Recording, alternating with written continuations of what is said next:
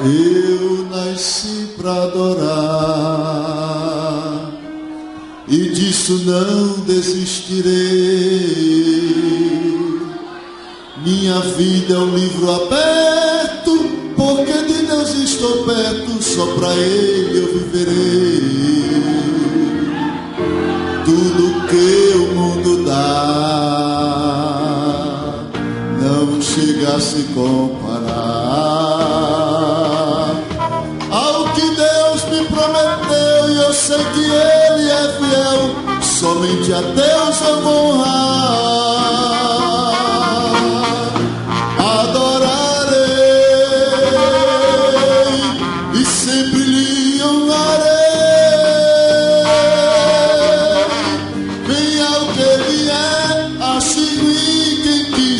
Só a Deus louvarei,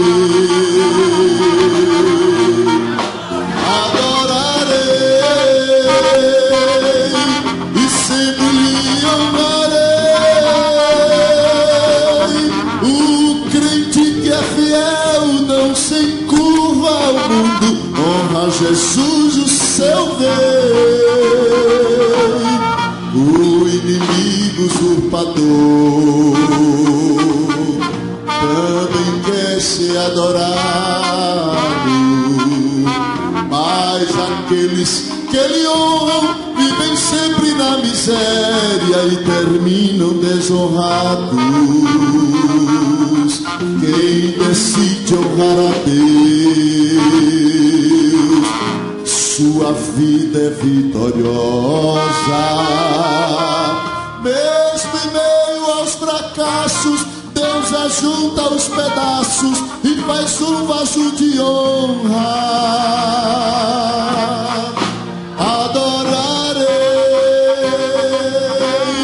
e sempre lhe honrarei.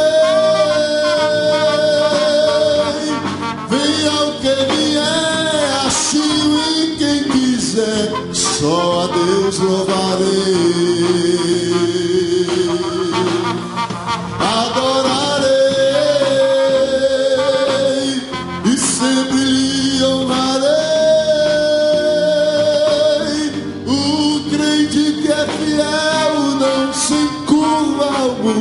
Honra Jesus o seu rei. O crente que é fiel não se encurva ao mundo, honra Jesus o seu rei.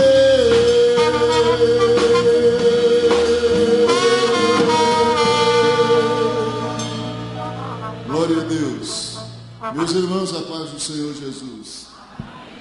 Estou feliz de estar aqui nesta tarde também participando deste culto, adorando a Deus, e também quero nesse instante aproveitar a oportunidade para agradecer ao nosso querido Senhor, o nosso Deus, pela oportunidade que Ele tem nos facultado. Quero ser extensivo nesta gratidão ao nosso pastor presidente, pastor Ailton José Alves, pela confiança de nos ter nos dado hoje esta oportunidade para estar compartilhando das verdades da palavra de Deus, e o pastor que está muito bem representado aqui pelo pastor Cândido e os demais obreiros. Eu quero desde já rogar de vocês as orações ao meu benefício, para que nesta tarde o Senhor nos conceda uma palavra. Eu sei que este congresso ficará marcado na mente de muitos adolescentes.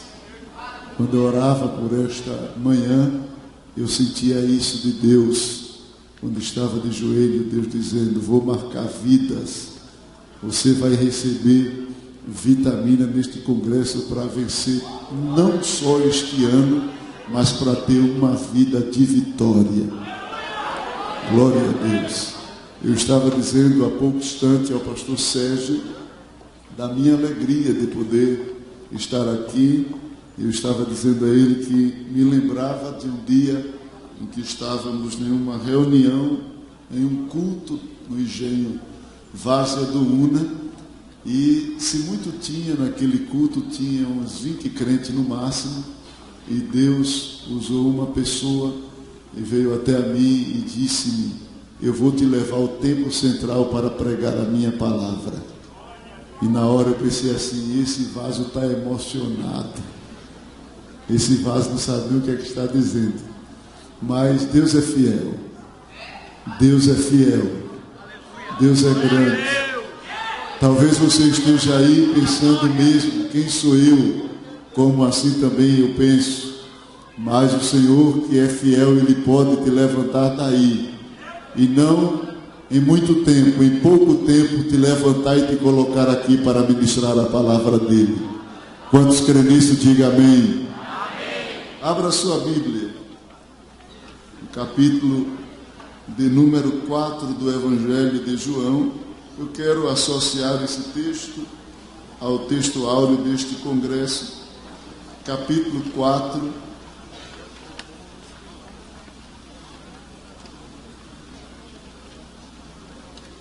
versículo 20.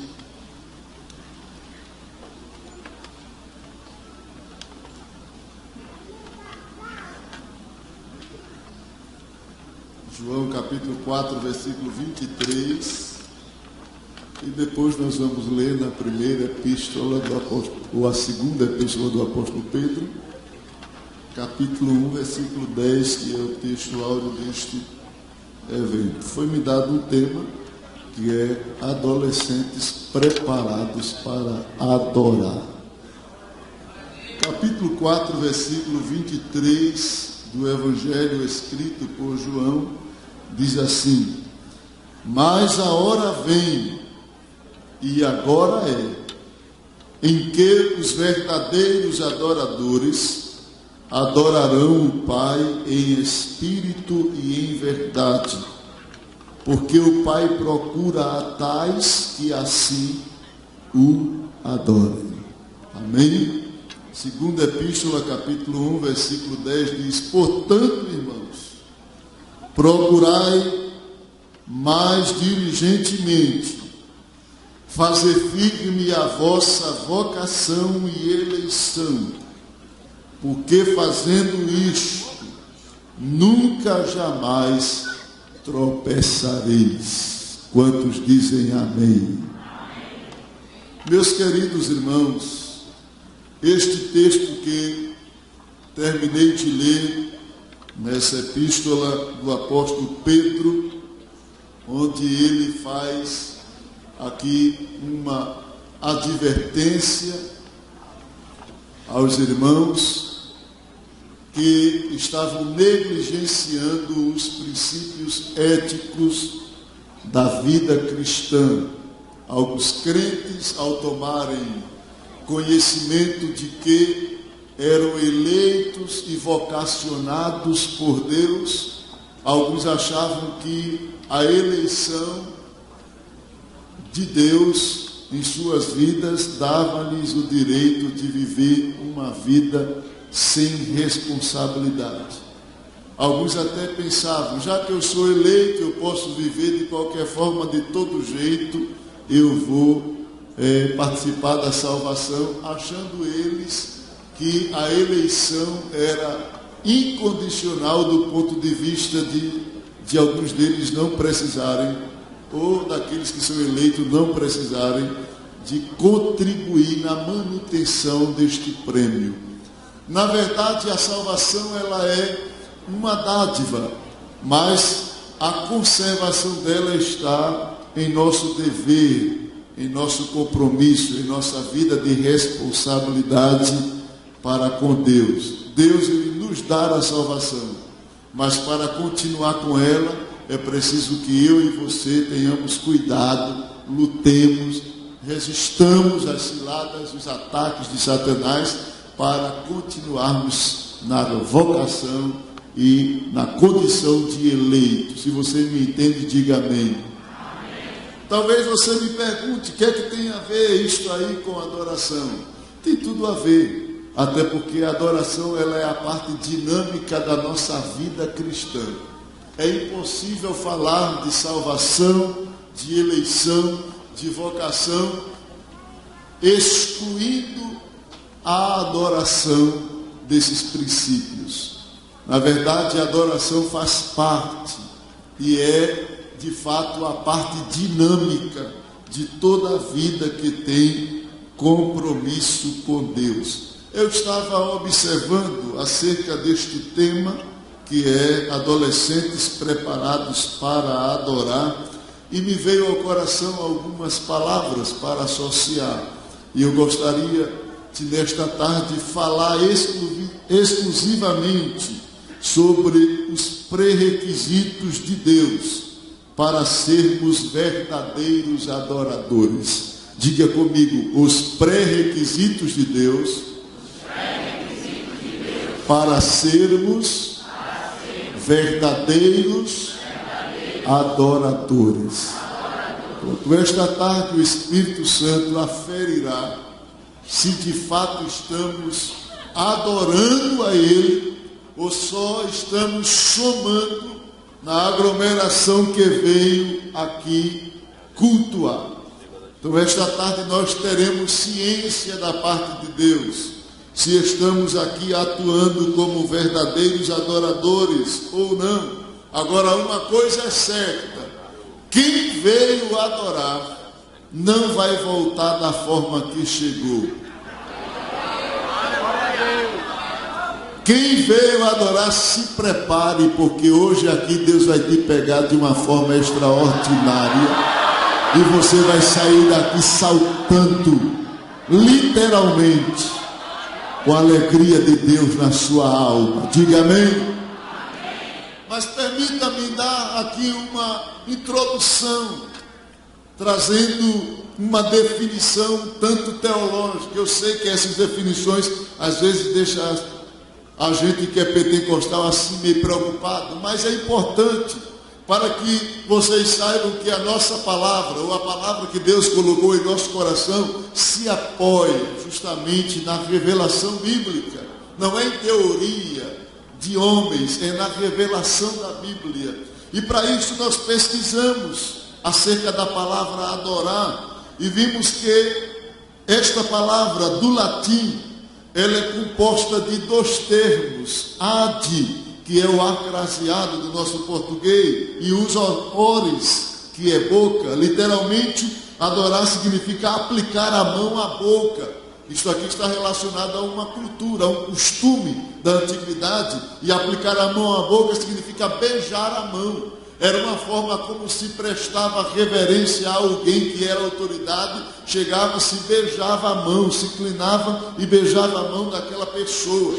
Mas a melhor compreensão da palavra adorar ou adoração está na etimologia grega. Para a gente compreender esta palavra no sentido puramente religioso, é importante a gente analisar a palavra adoração na sua etimologia grega, onde nós podemos identificar que dentre tantos termos gregos, a palavra adoração, ela pode ser observada com maior amplitude e clareza em dois termos. Primeiro, o termo proskuneo no grego. Esta palavra proskuneo no grego, ela indica um ato convencional de respeito. Geralmente dava-se no ato de inclinar-se até o solo e beijar, com um sinal de submissão e temor, e também, além de submissão e temor, era de respeito à divindade.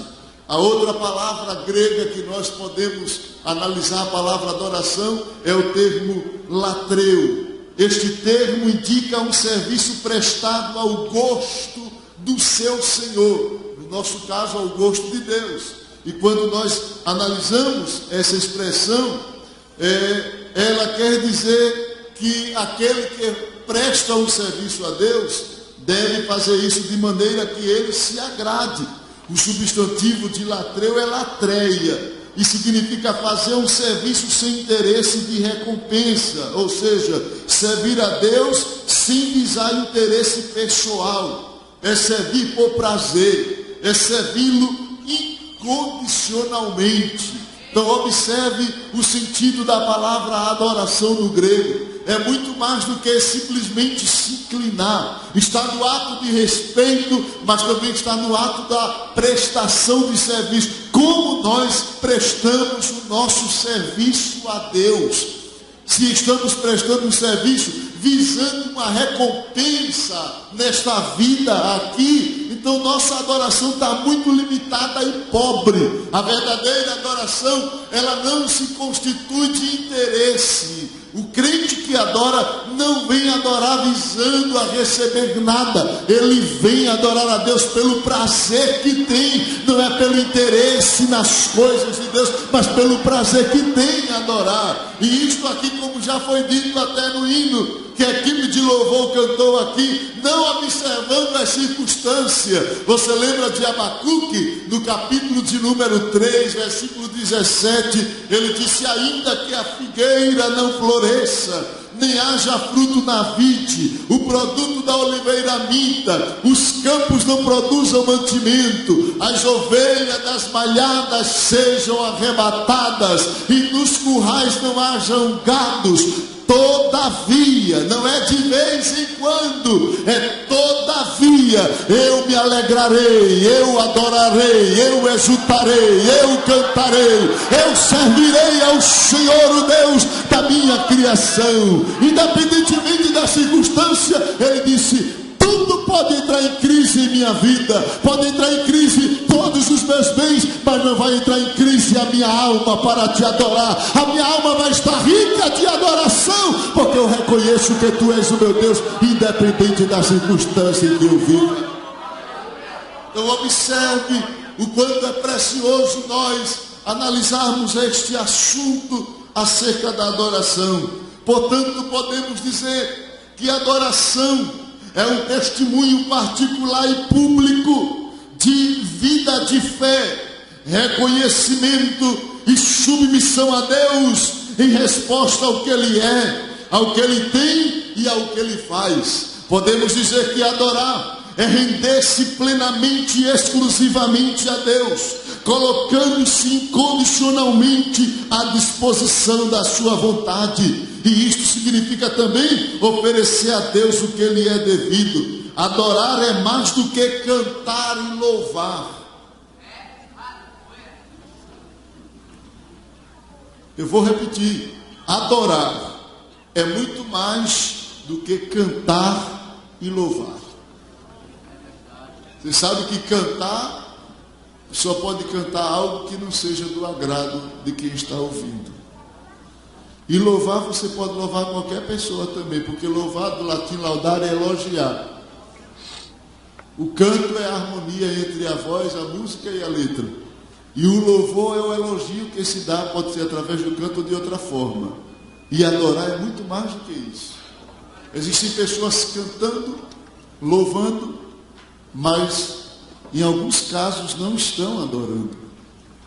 E nós vamos ver isso aqui à luz da Bíblia.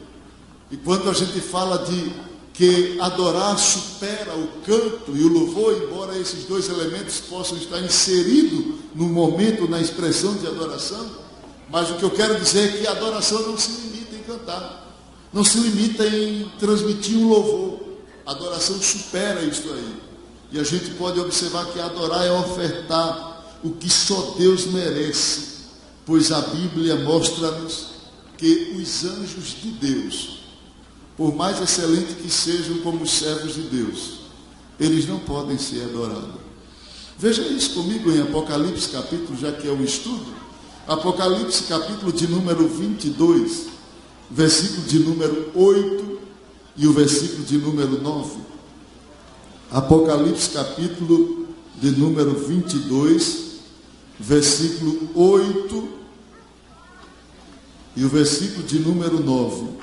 Se algum jovem ou adolescente encontrou, pode ler bem forte aí para você participar deste momento também. E eu, João, sou aquele que vi e ouvi estas coisas. Sim. E havendo-as ouvidos e visto, prostei-me aos pés do anjo, que mais mostrava para o adorar. E disse-me: olha, não faças tal, porque eu sou conservo teu e de teus irmãos, os profetas e dos que guardam as palavras deste livro, adorar a Deus. Está vendo aí? O que foi que o anjo disse? Não venha me adorar. Eu sou teu conservo. Ou eu sou servo como tu és. Dele também. Adore a Deus. Próprio anjo reconhece que não é digno de ser adorado.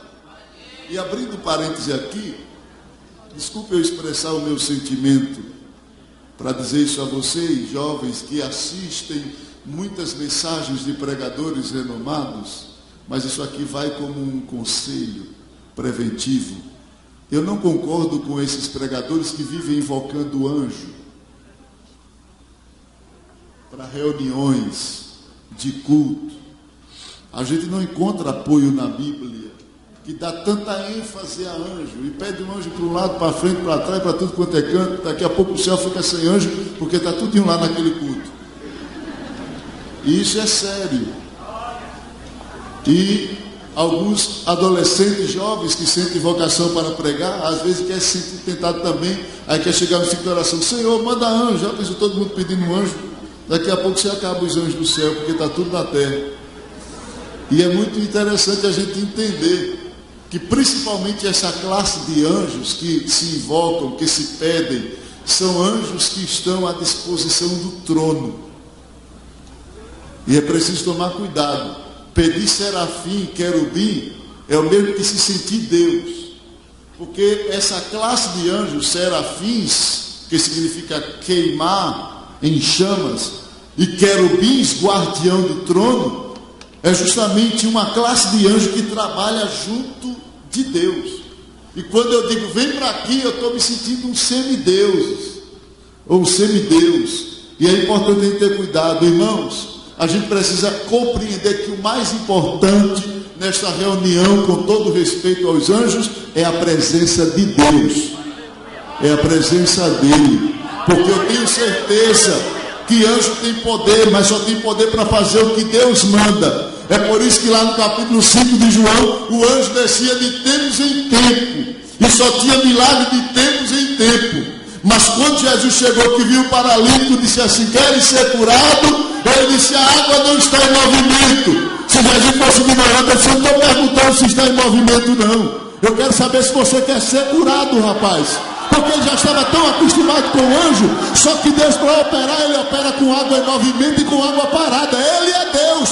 Que anjo desça, que Deus te descer. Ele é Deus e ele faz: levanta-te, anda. E o homem se levantou e começou a andar. Porque o mais importante é a presença dele aqui entre nós.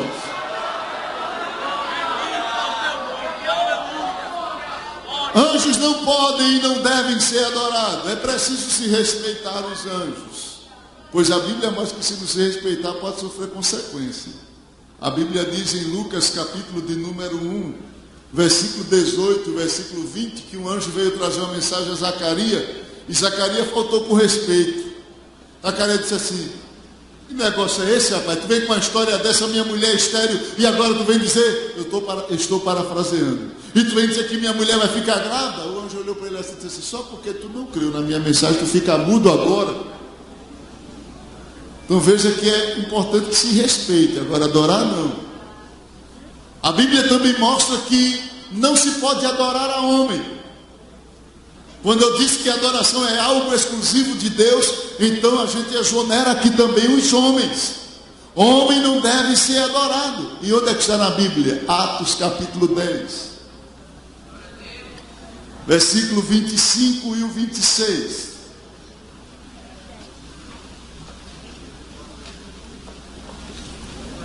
Atos capítulo 10, versículo 25 e o 26.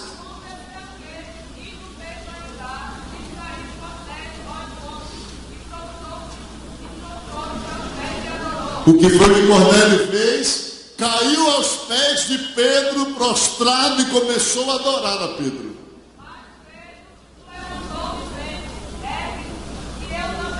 Levanta, rapaz, que eu sou homem igual a tu. Tu vem adorar um cabra como eu, que sou fraco como você, falho. Vou para dentro do caixão como você vai, para a mesma sepultura. Levanta-te, adora a Deus, rapaz. Que negócio de vir adorar a mim? Mas o fato de não podermos adorar os homens não significa que a gente vai deixar de considerar. Filipenses capítulo 2, versículo 3. Veja o que é que a Bíblia diz.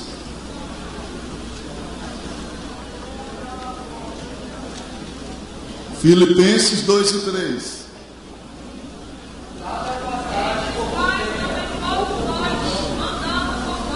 Filipenses 2 e 3. Sim, humildade. Isso, considere as pessoas. A gente não deve adorar, mas deve considerar, respeitar, estimar, principalmente aqueles que trabalham na casa de Deus, aqueles que são autoridade. Não pense que trazer um copo com água, ou levar um copo com água ao pregador, a pessoa lá que você coopera lá na congregação, ajudar o seu pastor, o seu coordenador, o seu presbítero, algumas pessoas de mente fraca, já quer não, é porque você sabe que a Bíblia manda considerar e respeitar. Amém? E continue assim, porque a Bíblia diz que aquele que dá um copo com água, um dos pequeninos, seu galardão jamais ele perderá. Você vai ter galardão só por causa de um copo com água. Então é importante que se considere, se respeite o dirigente da união, a dirigente, o seu coordenador, o seu presbítero. É importante que se entenda isso. Diga amém. Amém. Mas por fim, se a adoração é algo inerente ou exclusiva de Deus, também não podemos adorar Satanás nem aos demônios.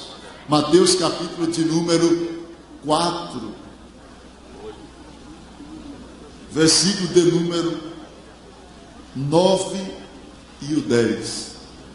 E disse-lhe: tudo isso te darei, se prostrado me adorares. Então disse-lhe Jesus: vai-te, Satanás, porque está escrito: ao Senhor teu Deus adorarás, e só a Ele servirás. Qual foi a mensagem de Jesus? Vai-te, Satanás, está escrito que somente a quem? Somente a Deus você deve adorar, e só a Ele deve servir. Satanás, ele fica querendo usurpar o lugar de Deus, e quando ele não consegue ser adorado, ele quer transformar você em um ídolo, e faz de você idólatra de si mesmo, autolatra. Tem pessoas que o diabo não consegue convencê-los a se prostrar às coisas do mundo, às bandas, aos shows, ir para esses lugares, mas tem pessoas que vivem adorando a si mesmo. Entenda-me, por favor, não estou mandando você ser negligente no cuidado pessoal, mas tenha cuidado para não admirar você de forma exacerbada. Tem pessoas que passam mais hora de frente do espelho, ou à frente do espelho, do que de joelho. Esse lado, mas quando dobra 10 minutos, ai, meu joelho está doendo. O que é isso? Cuidado para não dar mais importância a você mesmo do que a Deus que está acima de todos nós. Não seja negligente no cuidado pessoal, mas não substitua Deus da sua vida por causa de beleza, por causa das coisas exteriores, porque tudo isso vai passar. Agora Deus continua, Deus continua, Deus continua, Deus continua. Portanto, é importante deixarmos claro aqui que a adoração é algo exclusivo de Deus. E já que é algo de Deus, exclusivo, inerente a Ele, pertence a Ele, só Ele é digno, como diz lá em Apocalipse capítulo 4, versículo 11, só Ele é digno de receber honra, glória e louvor, porque Ele foi quem criou todas as coisas e tudo foram criado pela vontade dEle, só Ele é digno. E o que é que devemos fazer para adorar a Ele, de forma que Ele se agrade? Primeiro, é preciso conhecermos a este Deus. É impossível a gente oferecer um presente ao gosto se a gente não conhecer a pessoa que vai ser presenteada. Se você concorda comigo, diga amém. Amém. Lá no paralelismo que Jesus fez entre a adoração dos judeus e a adoração dos samaritanos, Jesus fez uma observação àquela mulher. No capítulo 4 de João, o primeiro versículo que eu li com vocês aqui, você vai encontrar uma história de uma mulher samaritana, que eu acredito que a maioria aqui já conhece essa história. Nessa história, Jesus revelou uma vida promíscua daquela mulher, e quando Jesus revela, ela tenta driblar Jesus, porque quando Jesus vai e conta o seu pecado, aí ela muda de assunto e diz assim: os judeus dizem que é para adorar no templo, nossos pais nos ensinaram a adorar no monte, para ver se tira Jesus da sua vida para levar para um assunto teológico. Só que Jesus sabe trabalhar.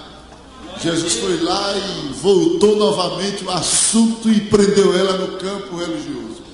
Aí quando ela tentou fugir do assunto, dizendo a Jesus: um diz que é para adorar em tal lugar, outro diz que é para adorar ali. A Jesus conseguiu convencer aquela mulher que mais importante que o lugar é a atitude do adorador. Jesus não desprezou o monte dos samaritanos, nem o templo dos judeus, mas ele revelou o princípio do adorador. E quando ele continuou naquele diálogo, ele disse à mulher: vós adorais o que não conheceis. E isso é muito importante. Tem muita gente adorando o que não conhece. E quando se adora o que não conhece, oferece o que ele não se agrada. É portanto que o princípio do conhecimento para quem adora a Deus é fundamental.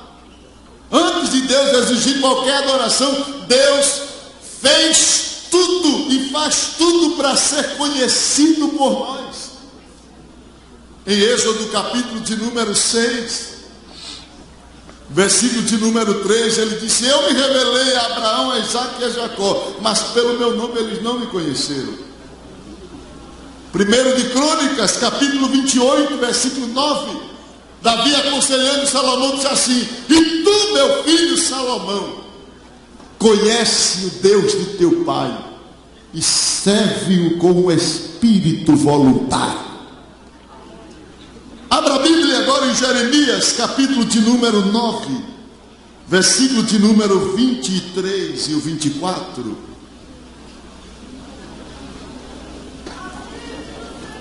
Sim. Não se glorie o sábio na sua sabedoria, nem o forte na sua força, nem o rico se apoia em suas riquezas. Quem quiser se gloriar, tenho algo para lhe mostrar. Que me conheçam e saibam que eu sou o Senhor vosso Deus.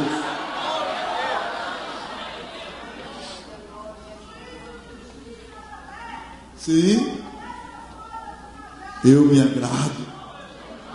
Observe que Deus sempre quis e quer ser conhecido. Oséias capítulo 6 e 3, conheçamos e prossigamos em conhecer o Senhor. Você sabe por que é que muitos crentes tornam-se presa fácil de Satanás? Por falta do conhecimento. Oséias capítulo 4, versículo 6, a Bíblia diz: o meu povo é destruído porque lhe falta um conhecimento.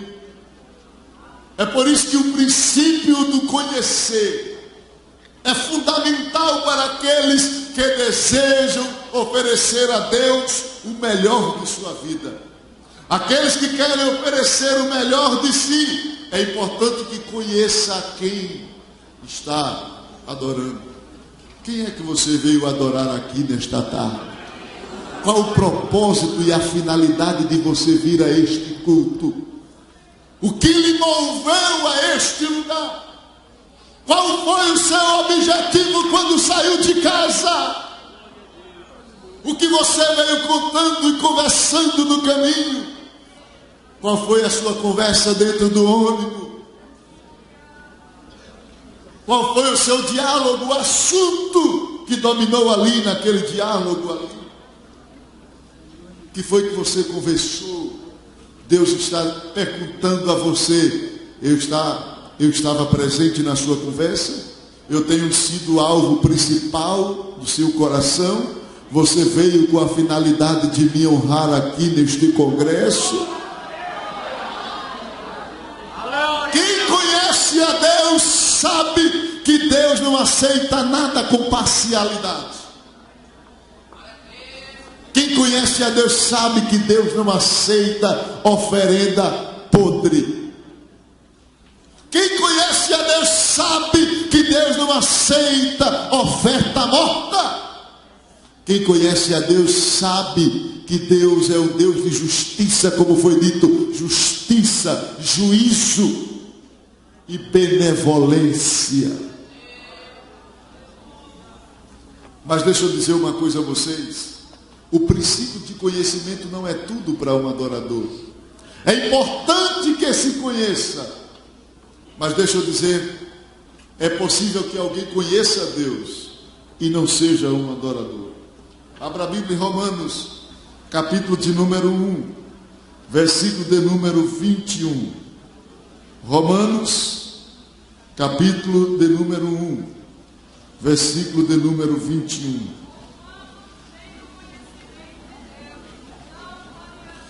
Porquanto, tendo conhecimento de Deus, não o glorificaram como Deus.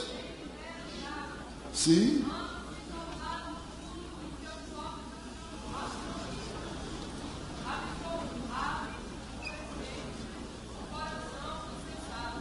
Observe.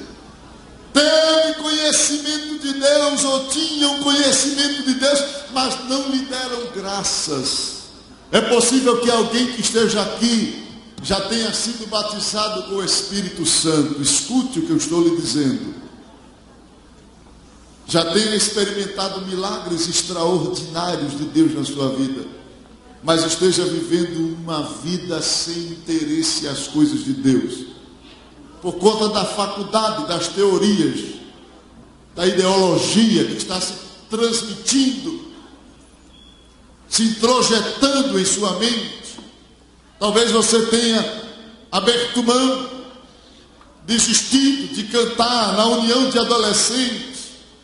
Quem sabe você já se sente já adulto, sendo adolescente, acha que é cafona fazer parte de um grupo. Escuta, Deus te trouxe aqui para acertar as contas hoje aqui contigo.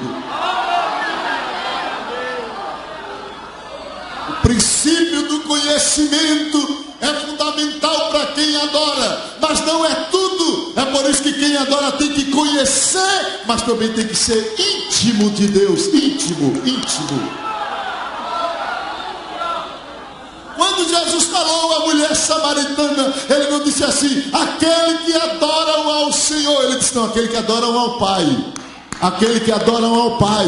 Adorar o Pai significa que o adorador não deve ser estranho da família, tem que fazer parte da casa, tem que ser de dentro de casa, tem que ser alguém que esteja ligado. E quando ele diz que é aquele que adora ao Pai, é porque tem que ser filho, tem que estar ligado com o Pai, não pode ser estranho na relação da adoração. Não basta ter apenas conhecimento, tem que ser íntimo. E você sabe que a palavra intimidade no original é aquilo que está dentro. Aplicando ao princípio de agregação, significa relacionamento estreito. Então, quando a Bíblia manda ser íntimo de Deus, olhe, a Bíblia está mandando ter uma relação estreita com Deus. Andar junto dele. Vocês já pararam para imaginar que o Antigo Testamento não desfrutou das bênçãos como a geração do Novo Testamento, que nós também fazemos parte? Porque só olhava para Deus com fobia. Sofriam de teofobia, a maioria dos crentes do Antigo Testamento. Porque eles conheceram o Deus Yahvé, o Deus que era puramente Senhor. E quando Jesus veio mostrar uma relação muito maior do que uma relação de servo. Só no capítulo 5 e 6, Jesus falou 17 vezes a palavra Pai, Pai, Pai, lá no livro de Mateus. Pai, o vosso Pai que está no céu, o vosso Pai. Quando fordes orar, orareis assim: Pai nosso que estás nos céus. Porque Deus não quer simplesmente que o respeitemos como Senhor. Deus quer que nos associemos a Ele como filhos. Deus quer uma relação íntima. Deus não quer que você chegue diante dele com medo, por ser um pecador, por ser falho. Meu Deus, tu vai me fulminar, tu vai acabar comigo. Ele quer que você chegue com confiança, dizendo assim: meu Pai, pequei, mas estou aqui novamente. Deus não quer que você o enxergue como monstro. Ele quer que você o veja como um amigo que quer lhe ajudar na caminhada espiritual. É por isso que quem o adora tem que conhecer, mas também tem que se relacionar com ele, tem que andar com ele, tem que ter intimidade com ele, para poder oferecer aquilo que de fato ele se agrada. Diga amém? Amém. Diga para a pessoa que está do teu lado: Deus é Pai. Ele é o teu Pai. Tudo vai dar certo na tua vida, porque o teu Pai estará aqui nesta tarde. Aleluia! Você já percebeu que o diabo ele tem mania de querer levarmos a uma vida de fobia, de teofobia, medo de Deus. Ele pega as nossas fraquezas e transforma em um negócio que a gente parece mais alguém que está excluído totalmente. Em vez de chegarmos a Deus e resolvermos as contas que estão em falta, a gente fica querendo fugir como Adão, se esconder, fica lá por trás das paredes, se escondido, com medo de Deus. Quando Deus usa alguém, já fica fazendo promessas absurdas. Olha, Deus, se tu não revelar, eu vou fazer isso. Não precisa disso aqui nesta tarde, não. Deus está dizendo: eu sou o teu Pai, eu te conheço, e eu vou dar jeito nisso aí, para que você me adore em espírito e em verdade. Não precisa ter medo. Já tem aquele: eu não vou nem para o congresso, porque senão... Não tenha medo, não. Venha para o congresso.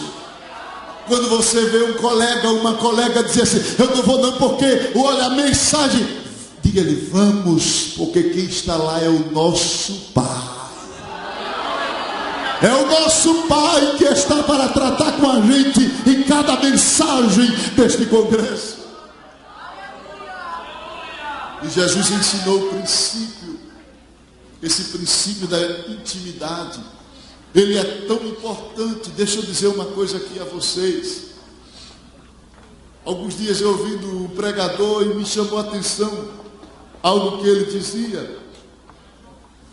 E eu fui analisar o livro de Isaías, capítulo de número 6. E fui analisar a adoração dos serafins. Que adoração com tanta intimidade, irmãos. E a intimidade já parte ali da declaração e da posição de cada serafim. Gera uma revelação de intimidade com o ser que estava diante do trono, ou que estava sentado no trono. É interessante quando a gente passa para analisar a mensagem e a forma como os anjos se posicionavam. E enquanto se comunicavam diante do trono, observe que a declaração verbal dos anjos, ela é vista no grego como o mesmo sentido do termo homologeim no grego. Você sabe o que isso significa? Uma expressão de comunhão na adoração. Esta expressão grega significa dizer a mesma coisa, ou concordar em uma declaração. Este termo significa que o adorador verdadeiro, ele vive em unidade, em comunhão. Quem adora a Deus não pode estar em disparidade. Um diz uma coisa, outro entende não. Tem que ser no mesmo espírito. Tem que haver unidade de propósito aqui. Se houver unidade de propósito, pode ficar certo, esse templo vai tremer nessa tarde aqui, antes de eu terminar de pregar. Unidade. Falavam um para o outro, mas a mensagem era a mesma. Ele é santo. O outro dizia, ele é santo. O outro dizia, ele é santo. Ele é santo, ele é santo, ele é santo. Aí ficava conversando, santo, santo, santo, santo, santo, santo, santo, santo, santo, santo, santo, santo. Era mais de um, mas a conversa era única, era a mesma. Santo, santo, santo, santo, santo, santo, santo, santo. Ele é santo. Quem está no trono é santo, é puro.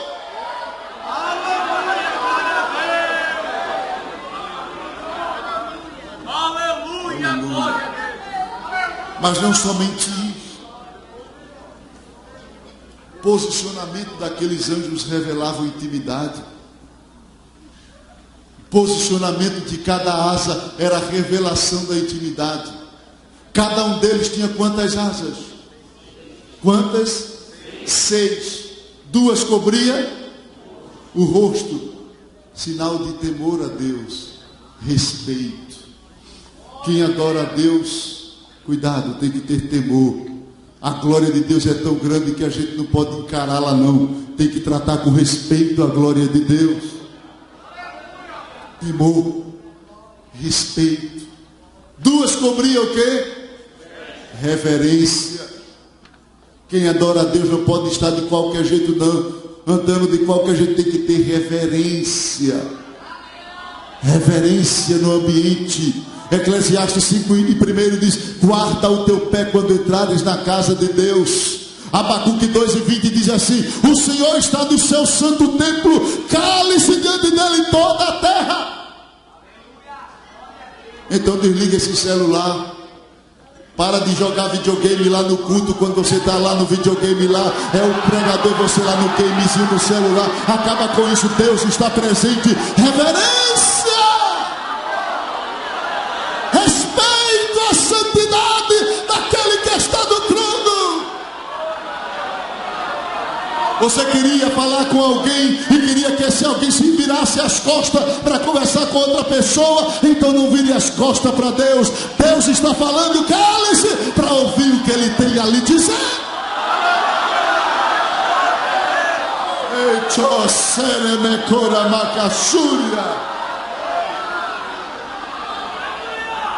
E 2 asas eles voavam, sinal de liberdade. Quem adora a Deus não tem que estar preso em nada. Não tem que estar com a mente presa no namoro, em contrato. E não tem que estar preso no que marcou. Olha, depois do cultão, tira isso da tua mente. Quem adora a Deus tem que estar livre para voar na presença dEle. É liberdade.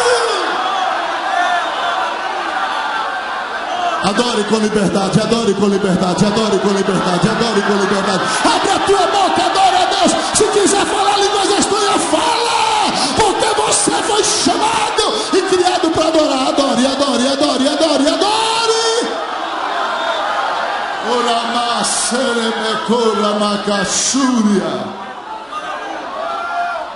Tem que haver liberdade na adoração. A Bíblia diz, onde o Espírito do Senhor está, aí há liberdade. Aleluia. Aleluia. Eu sinto que nesta tarde o Espírito Santo está soltando algumas almas que estão presas na amargura, na angústia, nas decepções, nas frustrações.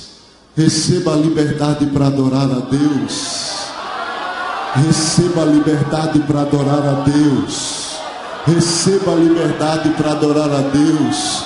Não te preocupas com quem foi embora, com quem não quer. Você quer, você ficou porque você quer. Não te preocupas com aqueles que foram sem compromisso. Você quer, você ficou porque você sabe que precisa de algo e Deus está aqui para te dar. Se você quer, então abre o teu coração, te derrama da presença dEle. Aleluia. Glória a Deus.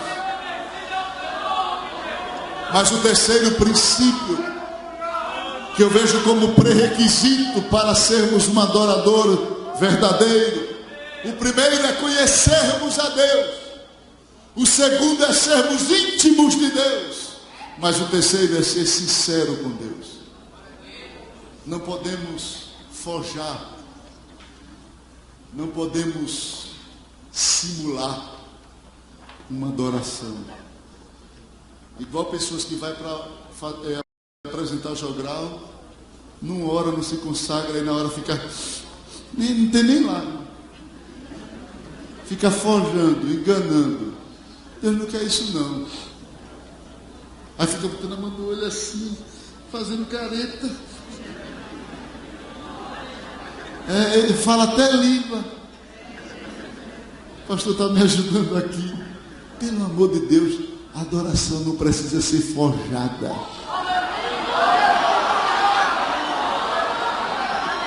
A adoração é lá de dentro. Lá de dentro. Ei, lá de dentro.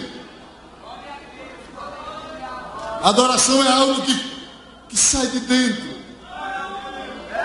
Jesus disse, é em espírito, olha, lá do profundo. E é em verdade. Eu tenho que transmitir o que sinto de verdade. Eu não tenho que transmitir, forjar, fazer uma coreografia de adorador, não. Eu tenho que ser adorador de alma. Lá de dentro, irmãos. Verdadeiro adorador, ele não só tem intimidade, ele é sincero. E você sabe que a palavra sincero significa sem cera, sem máscara de cera, que é uma palavra que tem origem no grego, onde aqueles participantes de teatro na Grécia usavam máscara, e quando usava máscara assumia um papel. E aqui a gente não tem que usar máscara, não. Temos que ser verdadeiro, o que de fato somos. Glória a Deus. Se eu sou fraco, eu chego como fraco de Senhor, eu fraquejei. Não adianta chegar aqui como campeão, como crente tocha viva, e lá, não. E lá no colégio, lá perto de casa, lá dentro do ônibus eu sou outro. Não, tem que ser de verdade. Quando está com a namorada é outra pessoa. Aqui é fogo só. Não. Você tem que lembrar que o princípio da adoração supera o lugar. É por isso que Jesus disse, nem nesse monte, nem em Jerusalém. Você pensa que adorar a Deus se limita a esse lugar? Você está andando, está adorando, está no colégio, está adorando, está dentro de casa, está adorando, está tomando banho, está adorando. Onde você for, você é adorador, porque Deus, Ele está em todos os lugares. Ele que oste que orobocochuri que me mere me ofacia. O problema é quando a gente quer trazer para a mente a cultura da antiguidade e principalmente do apogeu da Grécia, onde os deuses são divididos, cada um em seu lugar. O meu Deus não. O meu Deus não é só Deus do céu, nem só Deus do sol, nem só Deus da água. Ele é Deus de tudo. Ele não está preso em um local, Ele está em todos os lugares. Onde eu for, Ele está lá. Eu estou. Para onde fugirei do teu Espírito? Disse Davi, se eu subir ao céu, tu aí está. Se eu descer ao Hades, tu ali está. Se eu fizer na profundeza do mar, tu ali está.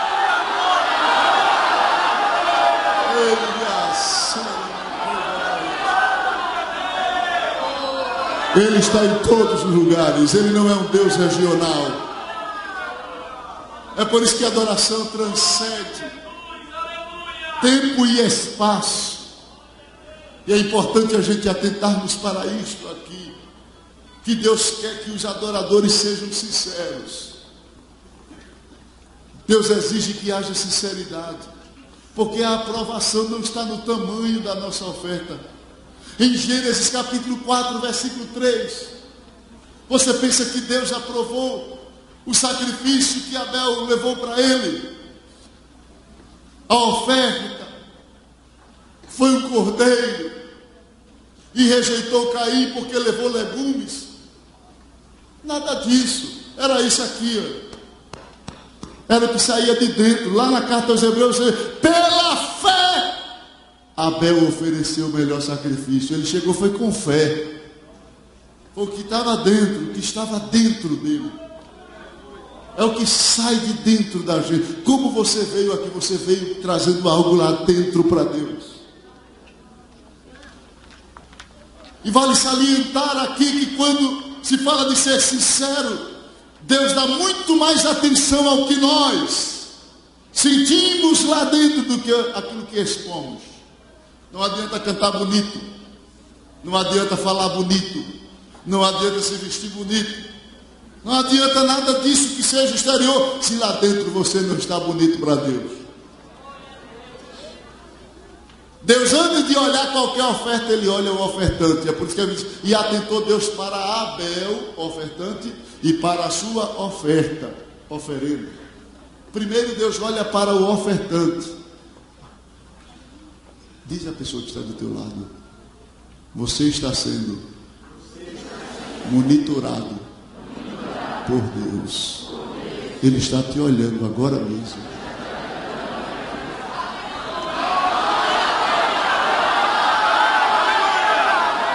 Ele está te olhando agora mesmo. Em Mateus 15, versículo 8, Jesus diz, esse povo me honra com os lábios, mas o seu coração está distante de mim. Ele estava olhando lá para dentro. Não era para o que os lábios diziam, Hosana, Hosana, Hosana, e o coração desviado. Se quando sai daqui, vai acessar a internet para ver Big Brother.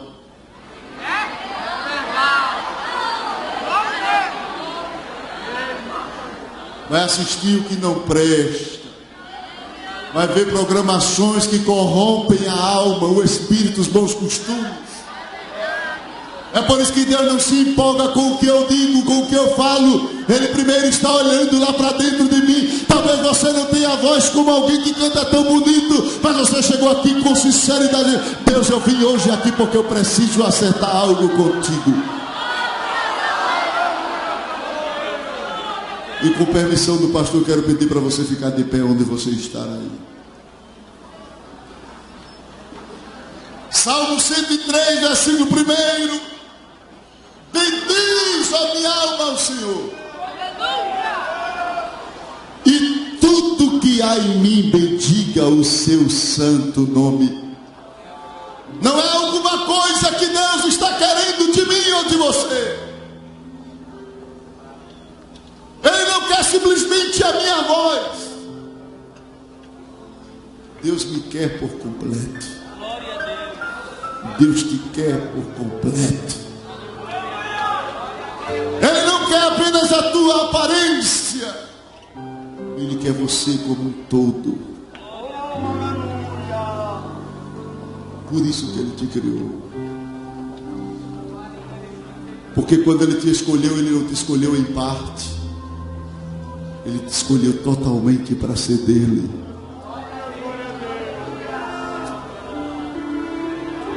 E como adorador, você não tem que apenas conhecê-lo. Você tem que ser íntimo de Deus. Você tem que conhecer os gostos de Deus. E não somente os gostos. Você tem que preservar a confiança de Deus. Você não pode ter motivo ou dar motivo para Deus perder a confiança em você. É por isso que quando você vier ou procurar, nós, não só você, eu me incluo também, precisamos ser sinceros diante de Deus. Eu disse a Deus hoje pela manhã, eu estou indo atender esta escala. Mas tu sabes que eu sou apenas um microfone. O povo quer ouvir a tua voz. Eu não sou um microfone de marca, Senhor. Eu sou um dos mais baratos. Mas eu te louvo porque tu contaste comigo para ser útil na tua obra.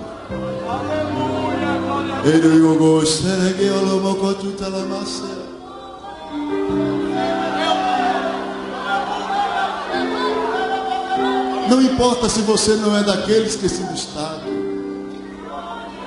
Não importa se você não é daqueles que são admirados e aplaudidos. O que importa é que Deus conta contigo. Seja sincero. Seja sincero. Tire as máscaras.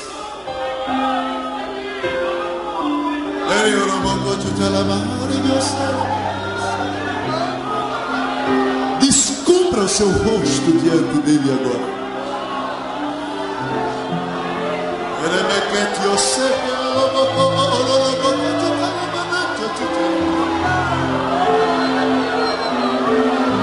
Declare-se para ele agora.